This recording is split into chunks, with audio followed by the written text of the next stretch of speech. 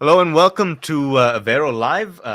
My name is AV. I'm the founder and CEO at Avero. We are a tech agnostic independent consulting firm that focuses on local governments within the United States.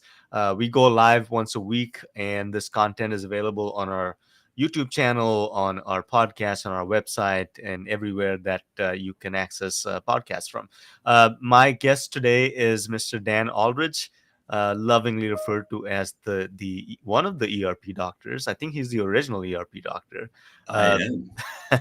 he's been in the industry for a long, long time and has seen it all. Today, our focus is talking about Dan's experience with NetSuite and Infor, very uh, they're common software systems in the ERP space.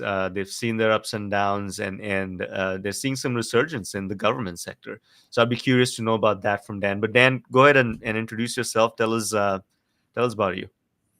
Sure. So I'm probably about a 25-year plus ERP guy, It's incredible. starting with Baan, which was BAAN, which was the predecessor, one of the predecessors of Infor. Um, and I am working now for a partner of Infor and NetSuite. So I'm qualified to talk about both, by the way. Yeah. And we are called PCG, and our website is pcgservices.com. And so we do a lot of business transformation work, organizational change management, ERP software implementation, project management, all those sorts of things for those two. So it would be NetSuite and with Oracle Cloud Suite. Fantastic. Dan, how Sorry, did you Infor Cloud Suite. Sorry. tell me how you got started in this? Because I'm always fascinated by how people.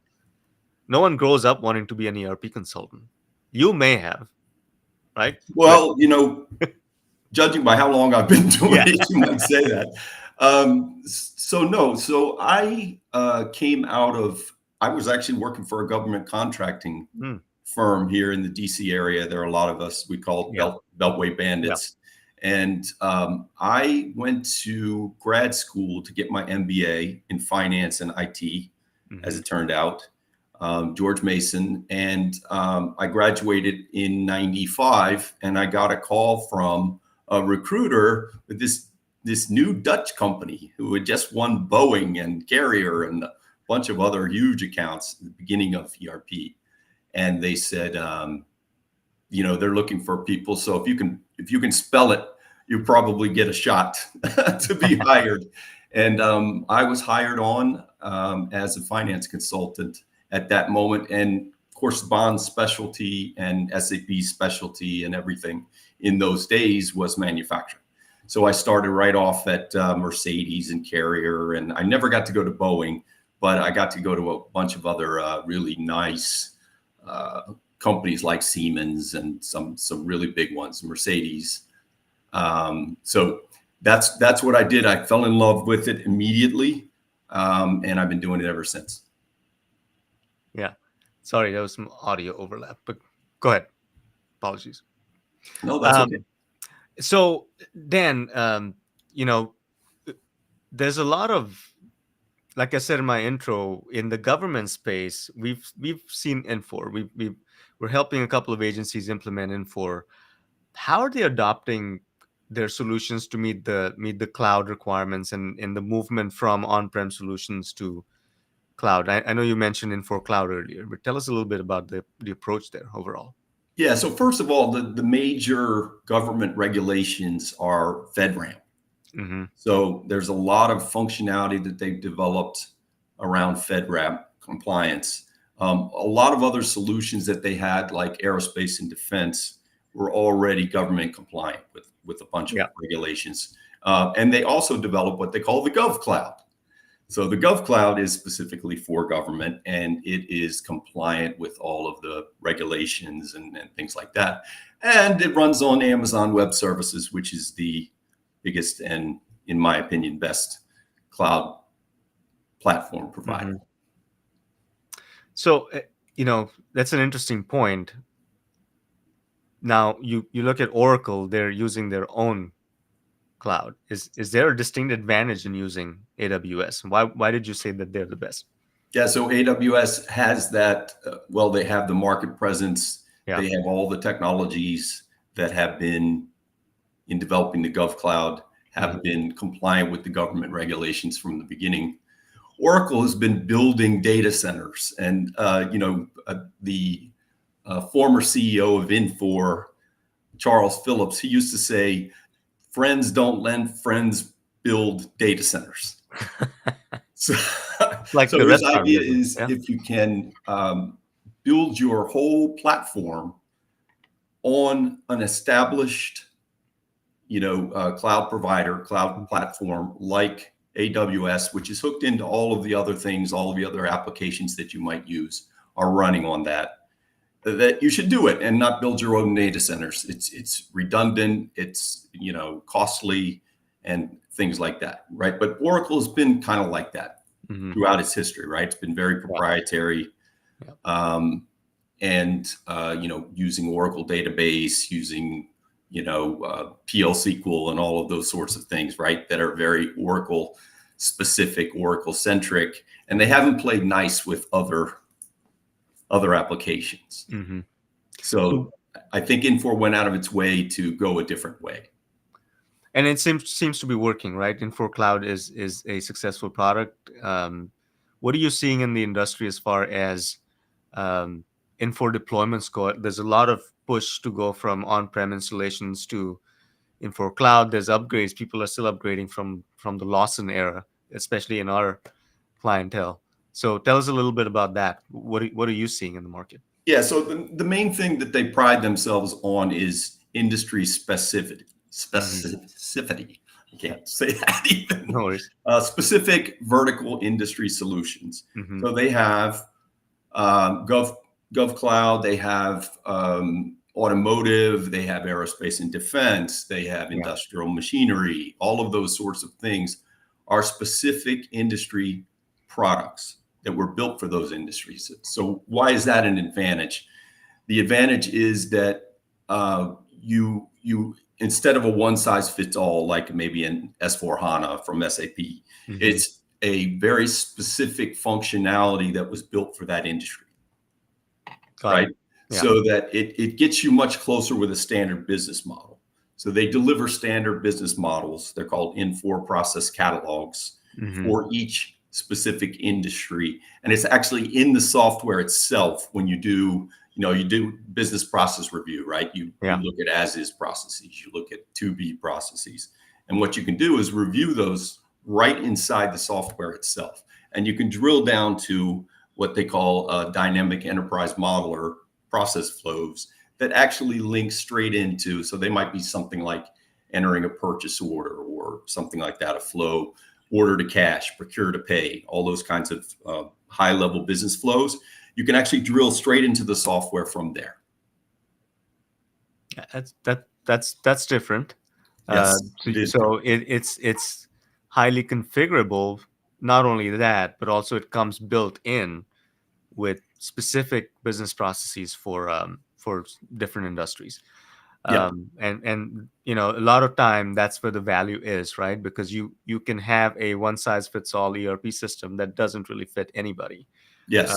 Because it's so vanilla that you can't necessarily use it for a niche industry. So what are the major trends, Dan, that you're seeing? You've been in the industry for a long time, and you've seen it all from custom built ERPs to on-premise installs and all of that, the processes that go with that, and now the move to the cloud and SaaS environments. What do you think is next in the next 5 years? Well, I mean, you have a forced march to the cloud. There's no way to ignore that, right? When you're talking about SAP ECC and R3 earlier versions, you're going to basically go to S/4HANA or out, right? S/4HANA is their cloud version. They have a private cloud and they have a public cloud for somebody that's going to S/4HANA from some other product that's maybe a smaller product, not an ECC, for example. But so you're going to have more forced move to the cloud. What you have is a lot of resistance right, to that, because they haven't really made a clear business case for uploading to the cloud, for instance, right? So what you have is this kind of a forced march Yeah. to it, and then you'll have people dropping out. You'll also have people, and this is a trend that's happening, is that they want to extend their on-prem system, right? Because they have something that's running. Now, maybe it's not beautiful, maybe it's not having the latest functionality and everything that's in the cloud, but it's running well enough to get the business done. And it has all the customizations that they built in it. So they might want to extend it some. And I even advise people to think about this too, is that you have a plan for the cloud, but you use a Rimini Street, or you use a Spinnaker, or whatever. I don't know all the names of the companies that do this, but they will provide support for X number of years that will extend beyond the deadline. So where SAP says you got to go to S/4HANA by 2027, or lose your maintenance, that you can actually extend it using one of these companies. Okay, so that's another trend. Another trend is obviously AI. Now, the AI is being used to automate the actual implementations. That's one application, and it's being used obviously to do processes within the ERPs as they're that are coming, right? So that's AI. So that's a third. A fourth is the what are called microservices. Yeah. Okay, so microservices would be building individual applications in the cloud that replace something that's on an on-premise, clunky, old application, and moving it up to the cloud. So that's a big thing. And then so building the individual microservices, but also stringing them together in what are called composable applications. So that's a big trend in the market. So I'd say number 4. And number 5, I would say that something that's being largely ignored, but something that's coming, is ESG. So environmental, social, and governance software that's being built into the ERP, and there's also separate applications that are doing. So I'd say that's maybe a 5th trend. That's the last one's really interesting. I mean, social responsibility has always been, one of the pillars of, if you open a business book and it'll be the last thing. Yeah. Here's the 4 things to take care of, and then corporate social responsibility. It's interesting that tracking of that is beginning to happen in the ERP context, and I'm sure there's some DEI sort of context to that too. But back to the forced march to the cloud, Dan, you're saying that it's not the right messaging is not being used, right? If a large vendor says to you, if you don't do this, you're going to lose X, Y, and Z, instead of saying, here's the benefits of doing this.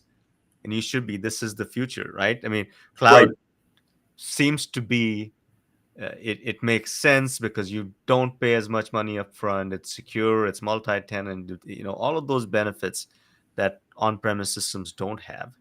So why do you think that the vendor community is almost putting a gun to their client's head and saying, here's your deadline, you better move?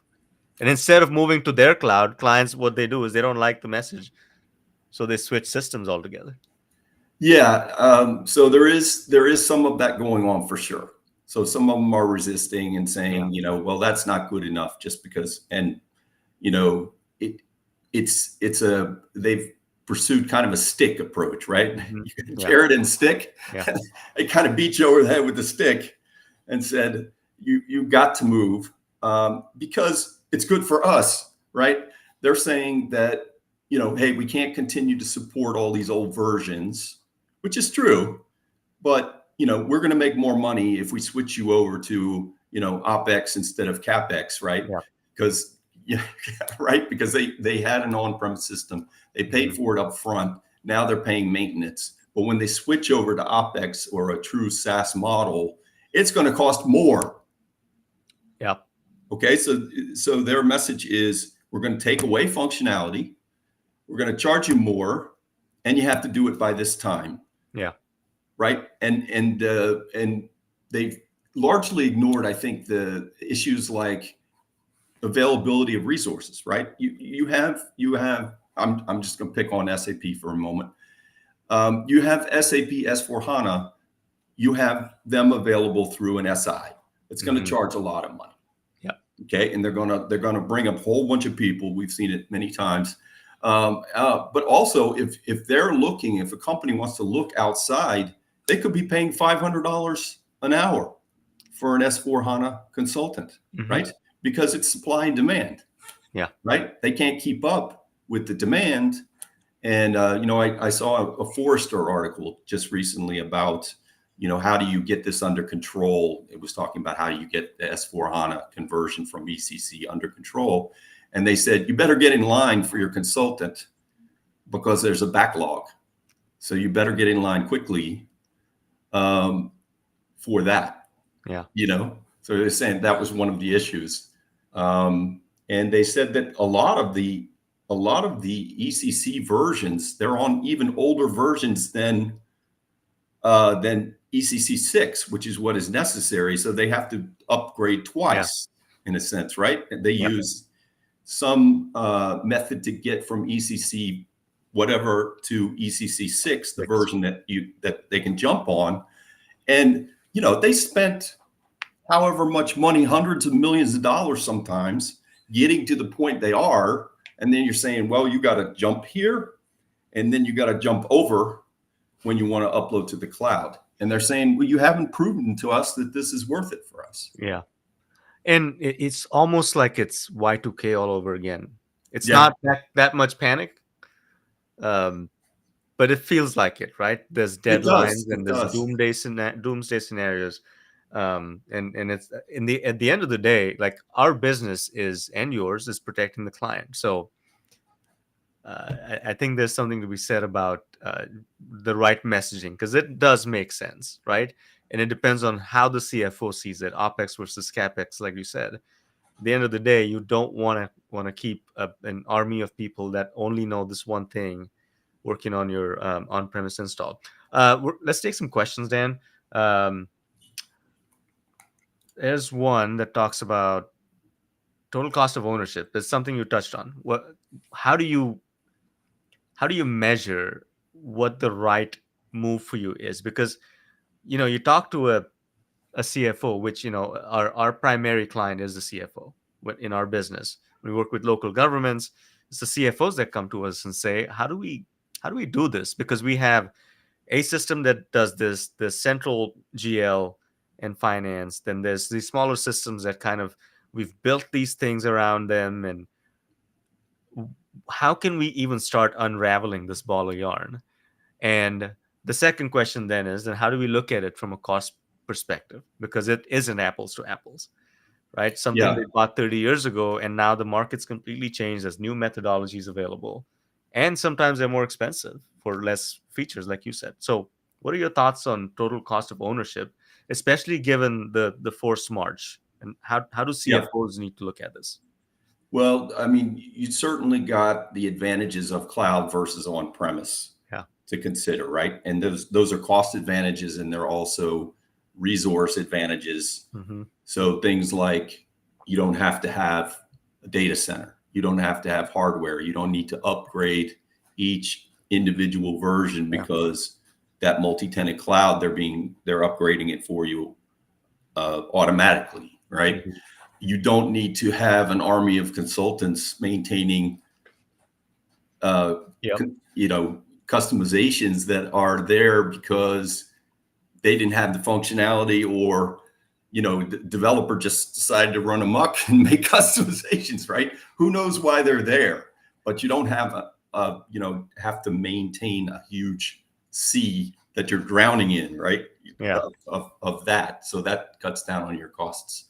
And then, just kind of consulting costs. Once you get it onto the cloud, you can take advantage of fast implementation methodologies, and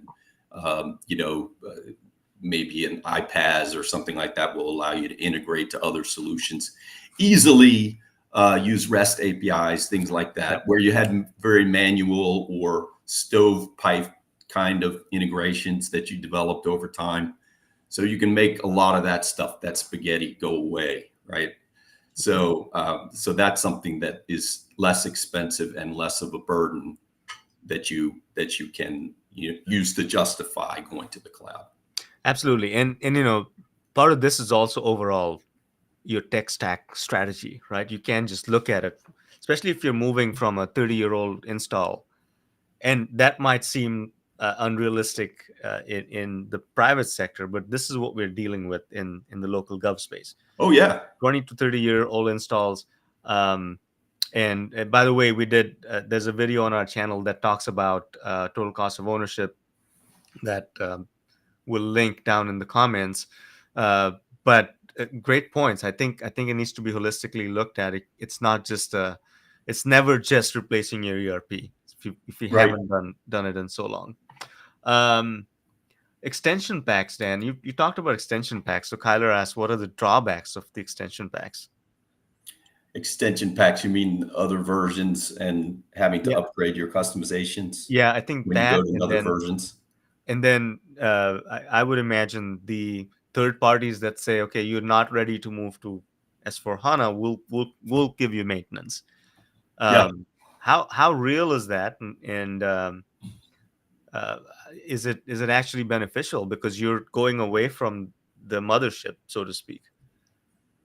To have somebody else like verify and you maintain your customizations for you. I mean, yeah. Well, it depends on how they've been done in the first place, right? If they customize source code, which a lot of them did in the early days, then you got a mess that's not handled by extensions, or or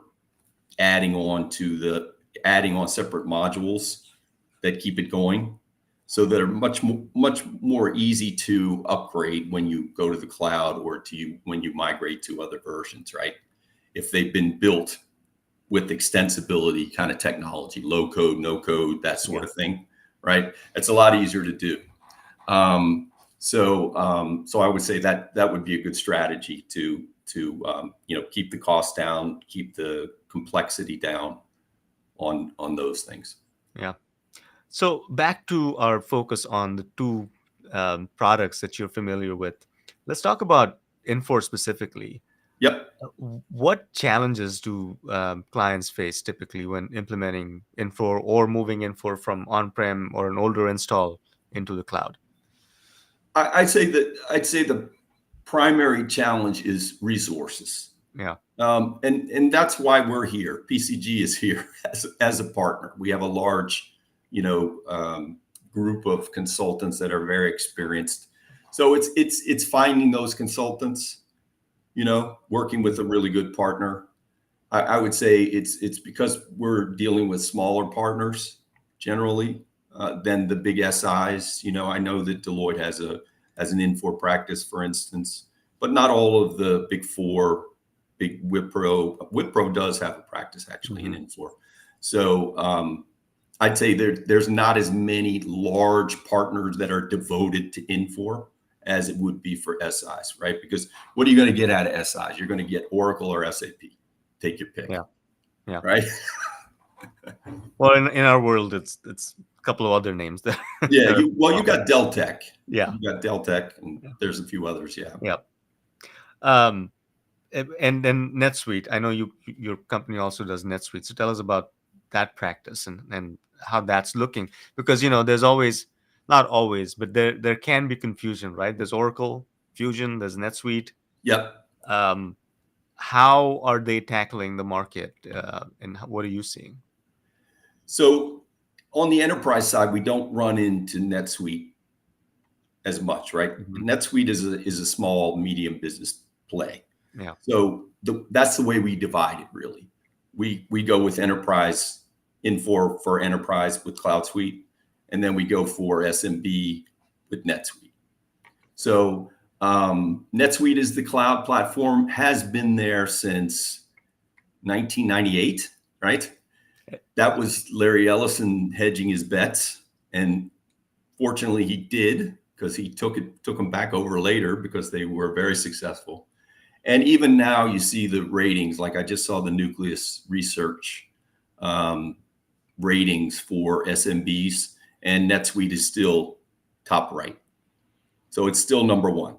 Yeah. So I think that NetSuite is a very good choice. Obviously, well, we do it, so I'm biased, but I think that they have a very good technology, cloud technology. I think Oracle Fusion Cloud is a little bit, it's very expensive. It's only done by SIs and large partners, to my knowledge.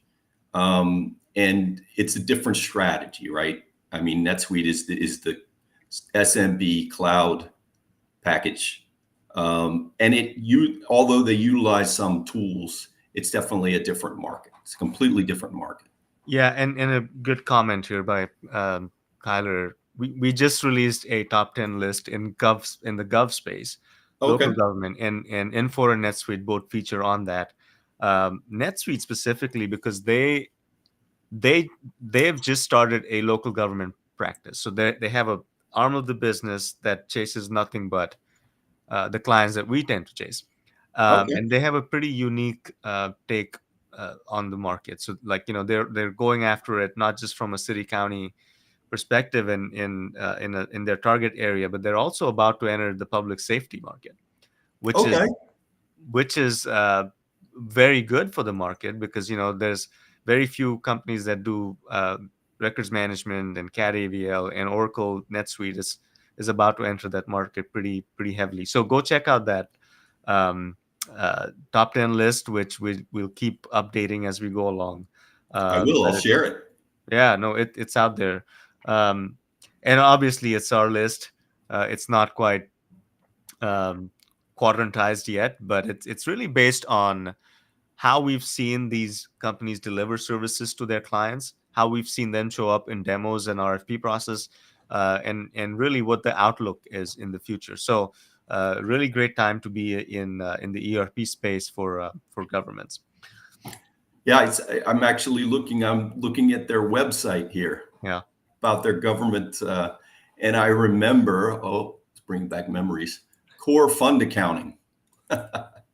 Fund accounting, planning, and budgeting, which is such a big deal in government. Yeah, if you can't do that, you don't belong. That's true. That's the Annie, right? That's the entry level thing. But yeah, fund accounting. Yeah, and projects too. It's very important, and they have a very good project-based accounting capability within NetSuite, and that's also in commercial. That's not just government. It's very good. As is Infor, by the way. Their project accounting is very good. How do these two systems integrate with third parties? Do they have open APIs and platforms? How are they integrating with things that are not Infor or not NetSuite? So I'm not as familiar with NetSuite on that side. Infor is very open. They have what they call the operating service, or the OS, which is a lot of things. It is I mentioned the integration platform as a service, iPaaS. Actually, the iPaaS itself for Infor is the only ERP system, and I posted this the other day. It's the only ERP system that is in the iPaaS upper right, the leader matrix for Nucleus Research. Wow. There's no other. They're all iPaaS vendors for that. So I think it's very impressive. Inside of the OS, they also have the REST APIs for communication, for integration with other, so they can even bring in a third party like an SAP or whatever into the fold of the iPaaS. They have the AI in there. They have the RPA, robotic process automation, in there. And they have some really nice use cases. If you look on the YouTube channel, they have AI for like doing a product mix.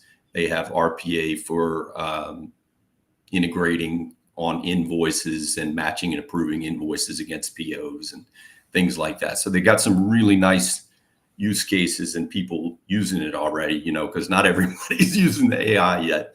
But it's all under this thing they call the OS.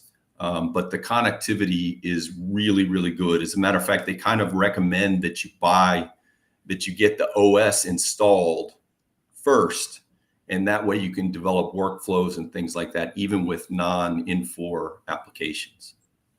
Yeah, that's pretty slick, because you know Very slick.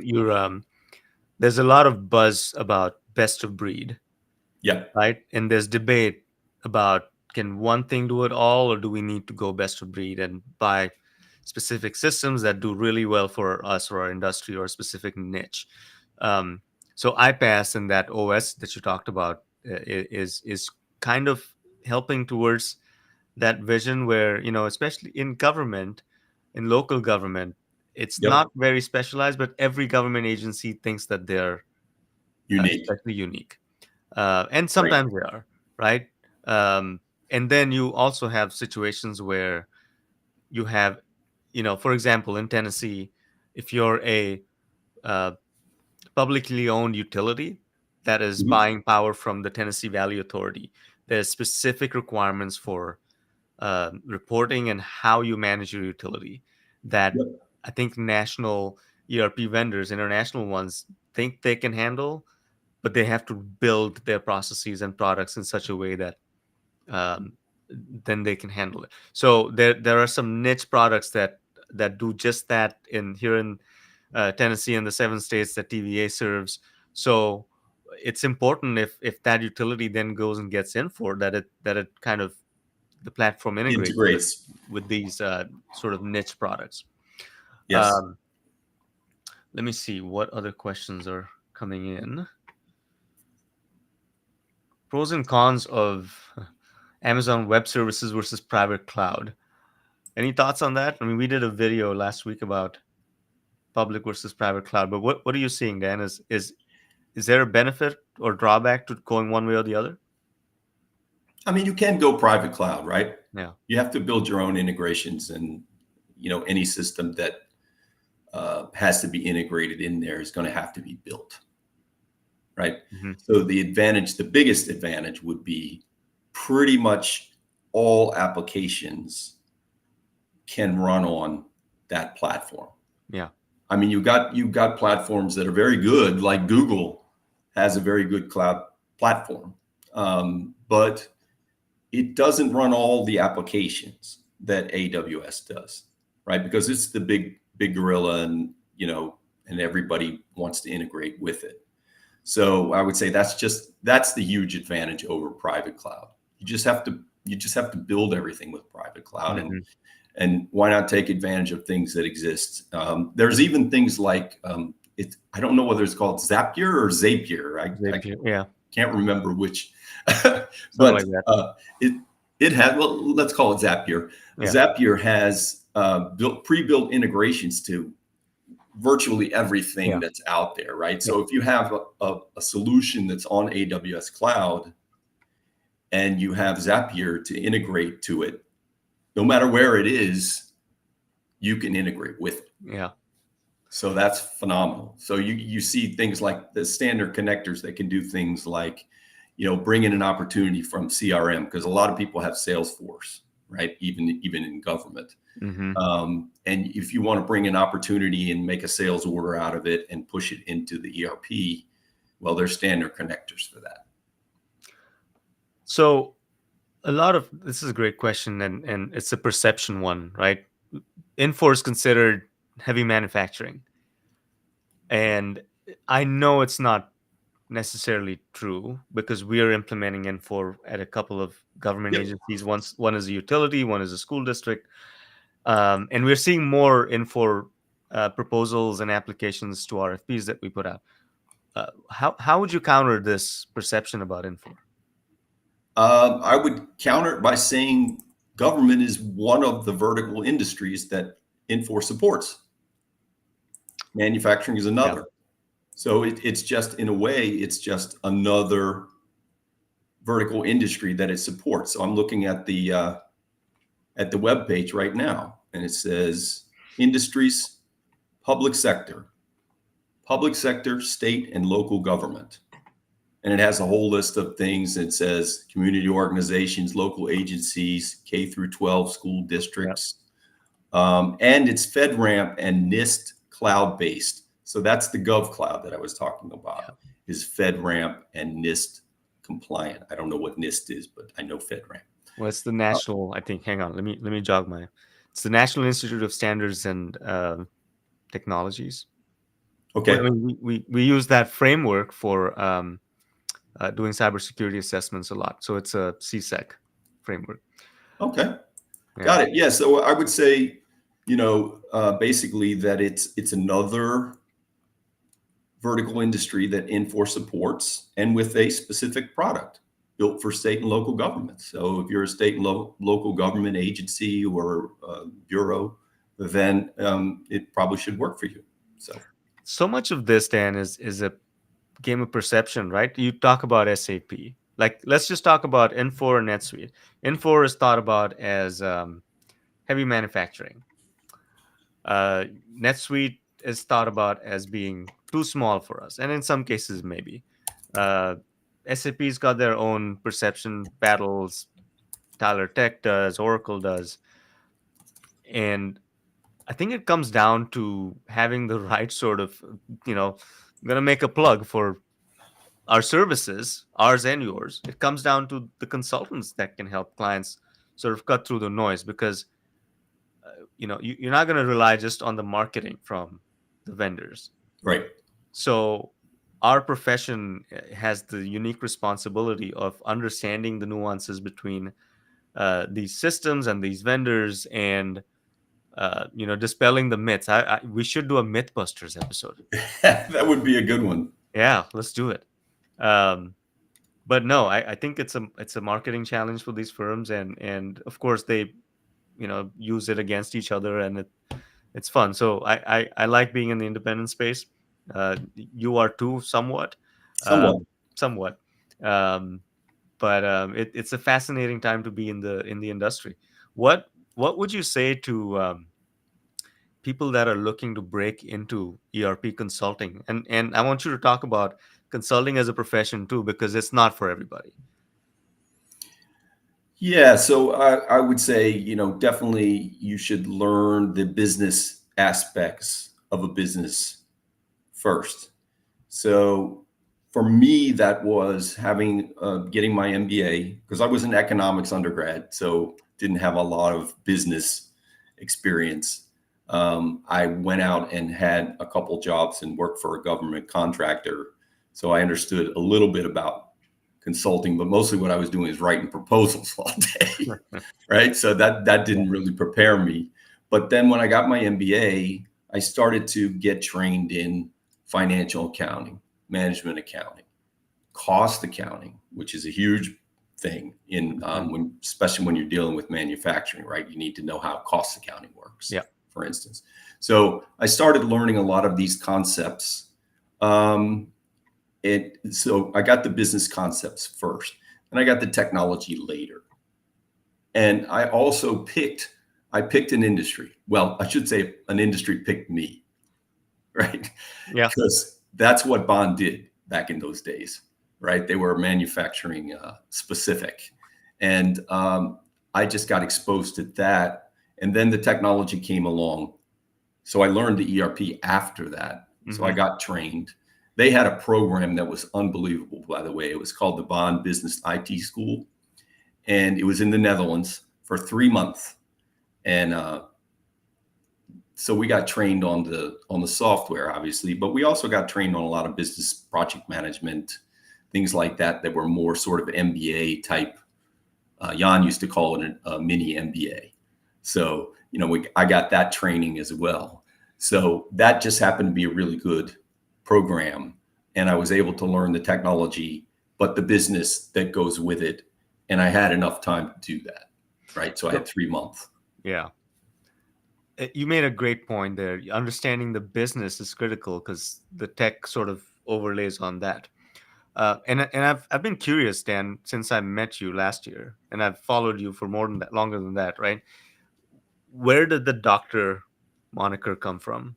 And if I were to guess, it's probably because you either surgically saved an ERP implementation from a failure or prevented it? Like, tell me more about that. Well, how it came about was I had a firm called Performa Apps, which was an Infor partner. So for a number of years, and I built that company up. And I didn't want to be an entrepreneur at some point, so I put my company up for sale, and I did an exit to a company called Priority Software, which is out of Israel. And when I did that, I thought to myself, maybe I'm going to keep this website. So I just changed the name on the website to erpdoctors.com. And I just thought it was a cool kind of a moniker that I would have for myself. You know, you do health checks and you do, make house calls. And I just had a lot of fun with the concept. And I was getting kind of into marketing as well. So I created erpdoctors.com, which exists today. You can go there. And I create a lot of videos. So my feeling at that time was, when people are evaluating ERP systems or any kind of system, really, they want to go out and look at non-salesy demonstrations and training videos. So that's how I created my site, and I created that YouTube channel. You can see it today. And I just thought it was great. The services, and I still need to, add a little bit to the website because I think it will feed pcgservices.com at some point. But the idea was, get a free hour with the doctor, get a free health check, all those kinds of things, and get trained by the doctor, So it's kind of fun, it's a little goofy, but I just thought it was fun. And I think that the evidence that my concept was a good concept, and I had to leave it behind about 7 years ago to do my real job, right? But if you look out there on those videos, there's one for creating a sales order that has 45,000 views. It's creating a sales order in LN. I mean, you couldn't get much more boring than that. Yeah. But people are thirsting for these kinds of videos. They really are. And I'm going to start a new project with PCG. I'm working on it right now, which is going to be a video library. That's awesome.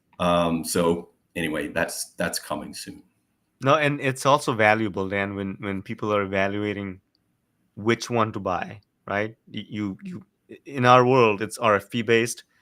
Send a proposal, and then you come and do a demo that's based on some very strict guidelines. I remember. Yeah, and so people have to do their own homework too. So it's invaluable for you to do that. A major question. Well, not that one. Hang on.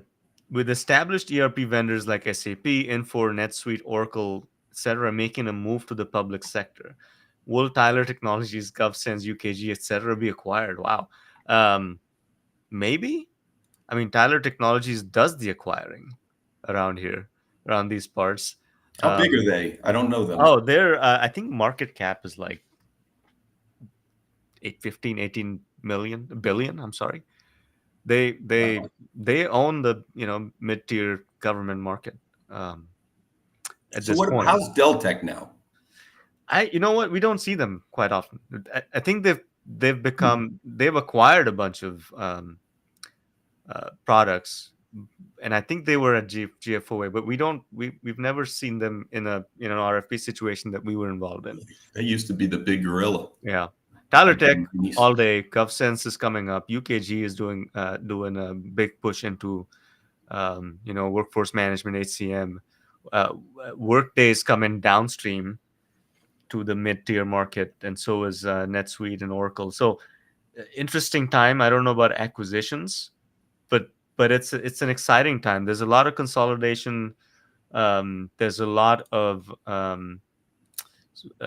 lots of moving things, right? It used to be, if you looked at the market in the GovTech space even 5 years ago, if we're doing an RFP for a 100,000 population city, let's just say, you will get a Tyler Tech bid, you will get Oracle, SAP, but those were big number bids with SIs that didn't quite understand the gov sector.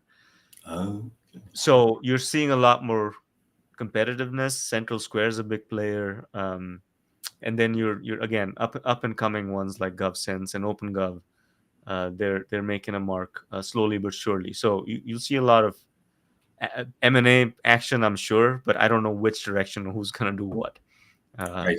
Right. Great question. Open source coming in there. Yeah. Tyler Tech's IT solution, 21.5 Jesus. billion market cap. Thank Wow. I you, never Gary. heard of them before. And then Gary McTall from GovSense is here. Hey, GovSense game changers love what we do, and we're in it for the long term. I love Nice. that. Again, this is great for our clients, the competition, because for the longest time there's been a sense, and you've been in government somewhat, like Yeah. things move slow, they move, don't move, they're not on the bleeding edge, and that is good for them because they're the stewards of public money, but also at the same time being taken advantage of by vendors that don't have any competition. Where are you going to go? So people like GovSense and great folks there, they're doing a great job of creating that competitive market. Dan, any parting thoughts? Because I think we're out of questions. Hang on, there's one more that I wanted to take, and then I'll open it up. Lexi says, "Is it a good idea to use a company that provides support maintenance for a software that is going out of maintenance, not necessarily service?" What do you think? Yes. It is a good idea because Short you may answer. not be ready, right? Short answer. Yes. Yeah. I mean, something that will extend it where you don't have to make the decision to go to cloud right this second, and you can build things like microservices on top. It's an interim way, and actually, it's a long-term play too to build microservices because they don't go away. Yeah. You know, they will stay there, and then the underlying software, whatever it is, or the sessions or whatever, it will stay there, and it will be available even after you go to the cloud. You just have to re-architect that microservice, right? Because it can still be there in the cloud. And it's an opportunity really to get your other things like your processes, like your thinking about automation. If you're in manufacturing, for instance, a lot of things like smart factory, a lot of things like in industry 4.0 kinds of techniques, hooking up your machines to your ERP, those things like that can be done in the short term while you're planning your on-prem to cloud ERP migration strategy. Yeah, and that brings me to, we did another recent release of ours was did a video called, is the IT guy traditionally, what used to be the IT guy, are they still relevant? I think they're very relevant. Oh in yeah. a different light, right? Because these microservices don't go away. And there's a huge part that even if you've outsourced the maintenance of those, there's a huge part that the CIO and their team play in-house to make sure that they don't break, Yep. and that you can rely on these very critical services that, again, it feels like you're putting all of your eggs in the same basket with a product that's gone out of maintenance, and you have a third party now, you're relying on them to manage these very critical services for you. But the IT organization in the client organization still plays a huge role. What do you think? Oh yeah, absolutely. I mean, it changes a little bit to it could be extensions instead of customizations, for instance, no core modifications in the code or something like that, changing source code anymore. It's maintenance of extensions. It's testing, because you still need to do user acceptance testing when you do an upgrade, right? Or I should say, when the upgrade is done for you. Right. You still need and to customer test it, service, right? Huge piece of the IT organization today is customer service. Yep. And you still have to train, right? That IT person could be more of a trainer, could be more of somebody who's a prompt engineer for AI, right? Yeah. Because they learn AI, you start automating processes with AI. You need a prompt engineer, or you need somebody who understands how it works, right? So they get repurposed. I think they're very necessary. As a matter of fact, even more necessary than they ever were. It just changes their duties. I mean, they're not going to install Microsoft Office Yeah. on your PC. It's not Yeah. necessary anymore. No, and I think that's where that, especially in the public sector, that's where the industry is that transition is happening slowly but surely. Um, Yep. there's some resistance still to things like moving to the cloud overall, to having a different strategy, but it's happening slowly. That the role is changing significantly. Yeah. Well, Dan, I think we have taken all the questions, and unless you have anything else to add, I think we can adjourn. What do you think? No, I think that's it. I mean, I love that you chose Infor and NetSuite because that's what we do at PCG. So Yeah. Oh, there's one more here. I guess my parting question to you would have been, tell us about where we can find you. But I guess there's a new show, oh yeah. and who was your favorite guest? Tell us about your show. So the new show, Solutions Review, it's also called, well, it's called Insight Jam. It's under the Insight Jam. Is called Evolving ERP. My first and favorite guest is Kyler Cheatham.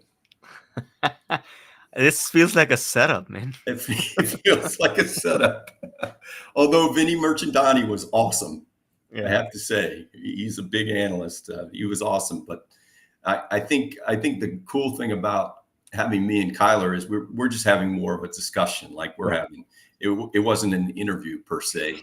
The one with Vinny was more of an interview, right? I was asking him questions, and he's been around since Gartner and PwC, and he has his own analyst firm and everything like that. So Yeah. it's mostly me asking questions and him telling me like it is, right? So there was a little conversation, but not much. But I tell you what, you guys really should check out, your audience should really check out insightjam.com. Okay. And the YouTube channel that's there. It's about 220K subscribers.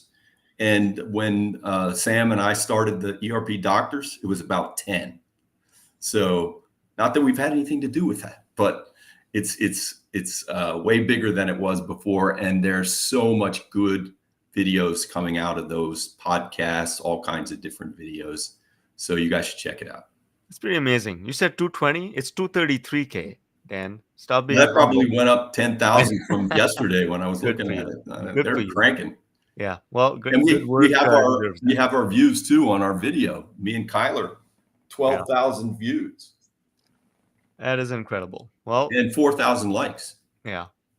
Good for you. Again, You. like good work leads to views and followers. It's not.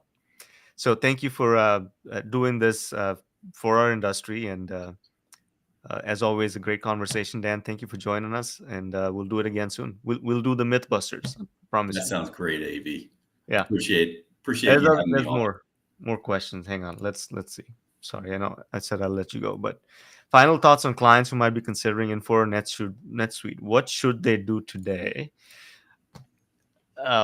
Wonderful question. I think they need to first identify what they need. You can't, my opinion, right, Dan, you might differ on this, but you can't go in from a product first perspective.